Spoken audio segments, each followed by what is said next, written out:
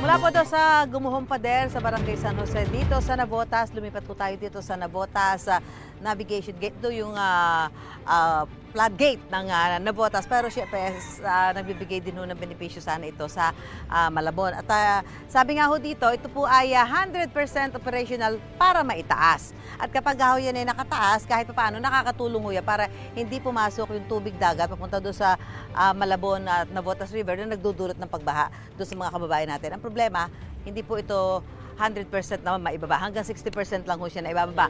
Ang nangyayari ho doon, kapag hindi na ibaba ng 100%, hindi ho makadaan yung mga barko na nakadaong dyan. At kaugnay niyan, makausap po natin si Ginoong Von Villanueva, again siya ho yung head ng CDRMO ng Navotas. Sir, paano ho ito? Anong pinakamalaking epekto sa mga mamamayan ng Navotas kapag hindi ho to naibaba totally itong Navotas floodgate na ito? Sa mga mamamayan naman ho, doon sa ating mga kabahayan, hindi naman ho siya magkakaroon ng malaking epekto.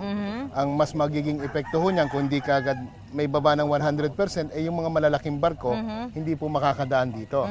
Siyempre po, kung mabigat, hindi po siya maaari hong mas mababa yung kailangan niyang clearance para makatawid.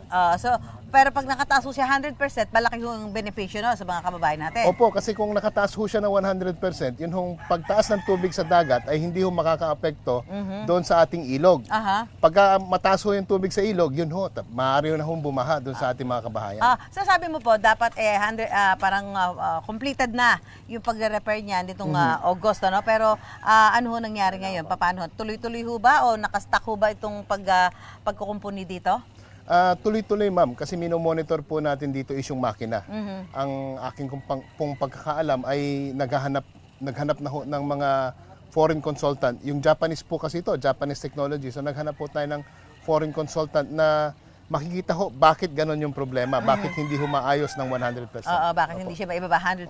Opo. So maganda sana, 100% siya na itataas, 100% siya na ibababa. Para 100% operational po tayo. Pero may commitment naman sa inyo yung contractor na tutuloy-tuloy ho nila. Opo. Wala naman ho sila. Wala Although naman ito ho, lilinawin ho natin, ito ho ay national government project ho, hindi ho ito sa local government. Pero dahil sila ho yung nakikinabang, direkta nakikinabang ang Navotas at Malabon, kaya sina-sir po ang parang kahit paano nagmo-monitor sa development, progress Si Congressman Toby Chanco po mismo ang talaga pong nakatutok po dito. Siya po mismo.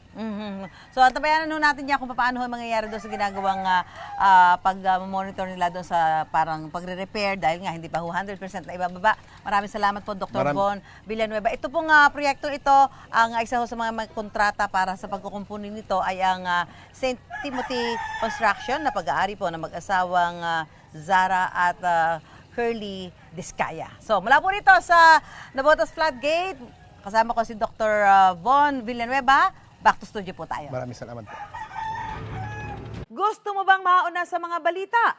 Mag-subscribe na sa GMA Integrated News sa YouTube at tumutok sa unang balita.